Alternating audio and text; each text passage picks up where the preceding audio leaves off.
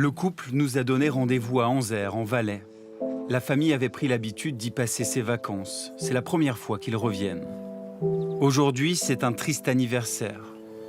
Il y a 3 ans, jour pour jour, leur enfant unique disparaissait.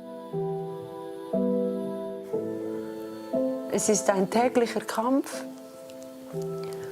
Und man kann nicht beschreiben, wie das ist, wenn man hier ist, wo sie war, zu Hause.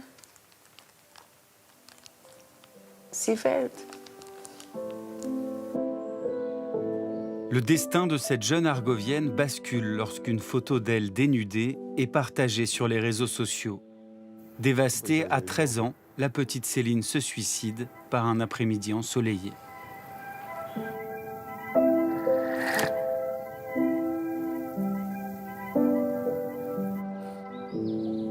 Après le drame, le couple n'a pas tout de suite compris.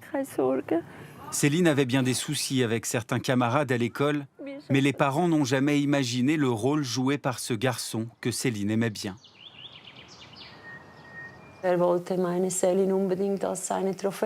Il voulait absolument un trophée de ma Céline. Ce qu'on ne savait pas, c'est que ce garçon avait plusieurs photos de ma fille. Ça, on n'était pas au courant. Ce sont les copains et les copines de Céline qui nous ont dit. Ils nous ont laissé du temps pour ne pas nous brusquer dans notre tristesse. Et à peu près 1 mois plus tard, ils sont venus vers nous pour nous dire ce qui s'était vraiment passé.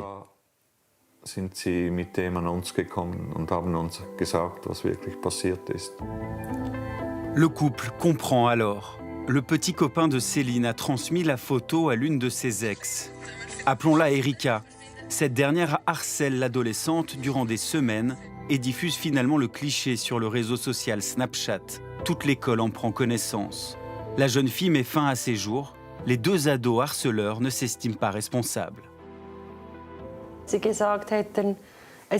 Ils nous ont dit, ça n'a rien à voir avec le suicide. Le 28 août, ma fille a mis fin à ses jours. Mais quelques jours plus tôt, cette fille a partagé la photo à des milliers de personnes. Et ils continuent de dire que ça n'a rien à voir. Le cas de Céline n'est pas isolé. Le phénomène des nudes, pratique consistant à envoyer des photos à caractère sexuel ou dénudées à son petit ami, est aujourd'hui largement répandu, surtout chez les jeunes. Le problème arrive quand certains hommes essayent d'en tirer profit. Ça a commencé sur Instagram. Je me rappelle qu'il m'avait envoyé un DM. Et du coup, j'ai répondu au DM. Puis après, on a commencé à parler. Et puis, on s'entendait assez bien, il me semble. Jade fait partie de cette génération née avec un smartphone dans les mains. Cette Lausannoise a 16 ans quand ce garçon se montre insistant par message sur le réseau social Snapchat. Tout le temps, il réagissait à mes stories en disant « Oh, t'es belle, nanani, nanana ». Et un jour, justement, c'est là où il a commencé avec, à me demander des nudes, avec des photos de moi nue. Et moi, je voulais pas, donc je disais « Non, mais t'es con, quoi ». Donc non. Non. Mais le garçon insiste et la harcèle constamment sur les réseaux. Elle panique, puis craque. Après, il a commencé à être un peu plus agressif et tout. Et puis je me suis dit, bon, peut-être qu'il me lâchera les baskets si je lui envoie une photo de mes seins. Ce que j'ai fait. Elle pense être débarrassée, surtout que sur le réseau social Snapchat, les photos envoyées sont éphémères. Mais par un procédé sournois, le jeune homme réussit à faire une capture d'écran. Jade reçoit ensuite ce message. Si tu ne viens pas, je vais t'afficher. Je te l'ai dit maintenant, si tu ne viens pas à 15 h, je vais t'afficher. Je t'attends à Renan. Afficher une fille, c'est publier et partager sur les réseaux des photos dénudées d'elle avec son nom et son adresse. Le phénomène a pris de l'ampleur avec le confinement et l'apparition de ces comptes ficha, le verlan du verbe afficher. Ces comptes, souvent français, sur Snapchat ou Telegram, publient les nudes envoyés par des garçons qui veulent se venger. Les victimes, des jeunes filles souvent mineures. Comme Jade à l'époque, paniquée à l'idée de voir sa photo diffusée. Ouais, j'avais honte que ça se sache en fait. Directement, on est catégorisé comme une pute. Ouais, une salope. Et puis du coup, j'y suis allée. Il faisait très très chaud ce jour-là, je me rappelle. Et c'était à Renan. J'étais pas bien habillée, au contraire. Je me suis dit, si je me fais super moche, ça va le dégoûter, mais en fait, pas du tout. Le jeune homme l'emmène dans un appartement. Jade se fait violer. Et malgré tout, elle pense encore à une seule chose, mettre la main sur cette fameuse photo. Pendant l'acte, il a essayé de prendre des photos de moi aussi, et des vidéos et tout. Et du coup, j'ai pris le téléphone. Et en prenant le téléphone, j'ai vu, mais j'ai jamais vu ça. Vraiment, que des photos de femmes nues. Que ça. Mais que ça. J'étais choquée, je me suis dit, waouh. Et j'essayais de retrouver la mienne pour pouvoir l'effacer. Âgé de 20 ans au moment des faits, le jeune homme a été condamné à 5 ans de prison pour viol. Maître Charlotte Iselin a défendu Jade au tribunal. L'avocate lausannoise voit arriver sur son bureau de plus en plus d'affaires similaires. Ce qui m'a toujours marqué dans ces affaires-là, c'est que les jeunes filles que je reçois, alors souvent effectivement elles sont plutôt jeunes, après elles ont eu de la prévention à l'école, elles avaient parlé avec leurs parents aussi des risques des réseaux sociaux, et c'est au fond pas de la naïveté que de se retrouver dans des situations, mais c'est véritablement des engrenages qui se mettent en place, quel que soit leur niveau d'éducation, leur intelligence, les signaux d'alarme qu'on puisse allumer à certains moments, elles se retrouvent dans cet engrenage, au fond, où tout un chacun pourrait se retrouver. En Suisse, le cyberharcèlement, tout comme le partage en ligne de photos intimes, ne sont toujours pas des délits inscrits dans le code pénal en tant que tel. Dans ce domaine, l'exemple vient peut-être de l'étranger.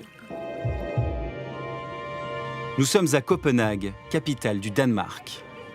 Un pays à la douceur de vivre, célèbre mondialement, les Danois sont le peuple le plus heureux du monde, selon un classement des Nations Unies. Cette image d'une société parfaite, la jeune Emma Holten y croyait aussi dur comme fer. Je suis née en 1991 au Danemark, le pays le plus égalitaire du monde. C'est ce qu'on m'a toujours dit. Et je le croyais. Je me disais, je suis une femme libre, je vis à Copenhague, je peux faire l'amour avec qui je veux. À 19 ans, Emma était une Danoise comme les autres. Mais un matin, quelqu'un pirate sa boîte mail et y découvre les photos dénudées d'elle qu'elle a envoyées à son petit ami. Les images sont mises en ligne. Quand elle arrive à l'université où elle étudie la littérature, elle ouvre ses mails et son compte Facebook. Elle est bombardée de messages qui lui glacent le sang.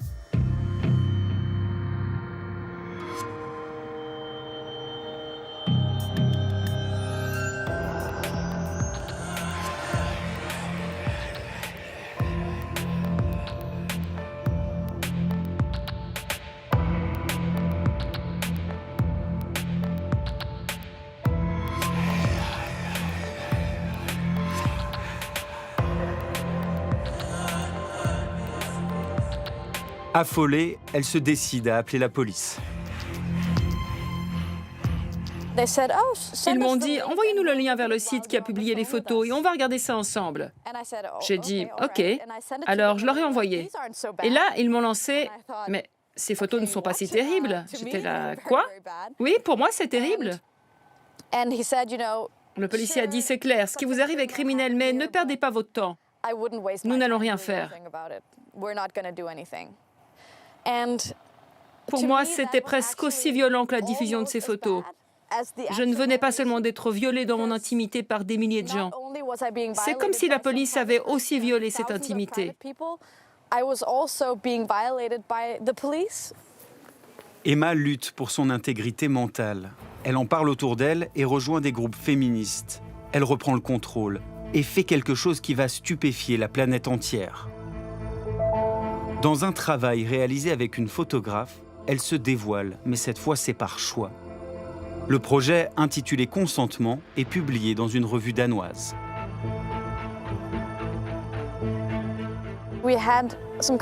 On a eu une discussion sur comment on perçoit une femme nue. Est-ce que c'est possible de prendre en photo une femme nue comme elle se voit elle-même, en se lavant les dents, s'habillant dans sa chambre? Et c'était ça le but. Oui, mon corps est nu, c'est une partie de ce que je suis. Mais je ne suis pas que ça. Donc pour moi, le concept du projet, c'était de dire « je veux bien montrer mon corps ». Mais cela doit être avec mon consentement. Et dans ce cas, c'est OK. Depuis, le combat d'Emma a changé la société danoise. Les personnes qui partagent du contenu intime sans consentement risquent la prison. Conséquence, la police enquête sérieusement sur ces affaires. La jeune femme est devenue l'une des voix les plus influentes du féminisme en Scandinavie et dans le monde.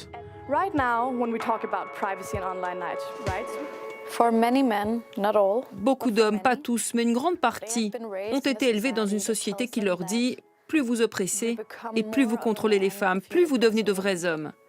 Ceux qui regardent les photos de ces filles partagées sans leur consentement, ces hommes-là recherchent quelque chose de très spécifique. Ils ne cherchent pas seulement à avoir une femme nue, ils cherchent aussi à avoir une femme violée dans son intimité. Et ils veulent faire partie de cette violation. Le visage de ce combat en Suisse, c'est peut-être celui de la petite Céline. Il y a bien eu le procès en début d'année de l'ex-petite amie qui a partagé la photo.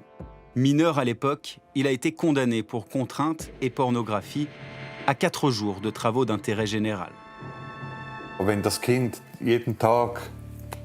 Quand l'enfant a peur tous les jours, quand il est menacé tous les jours, cela ne peut simplement pas être qualifié de menace simple. C'est bien plus violent. Tous les jours, moi j'appelle ça de la terreur psychique. Ça doit être puni beaucoup plus sévèrement. La sanction doit être dissuasive. Celui qui commet ce genre de délit ne doit pas recevoir une sanction de quelques jours de travail dans un bureau, comme ça a été le cas pour nous. Ce n'est pas une vraie sanction. Le couple se bat aujourd'hui pour inscrire le cyberharcèlement dans le code pénal suisse. Pour que la voix de Céline et celle de tous les autres enfants victimes soient entendues.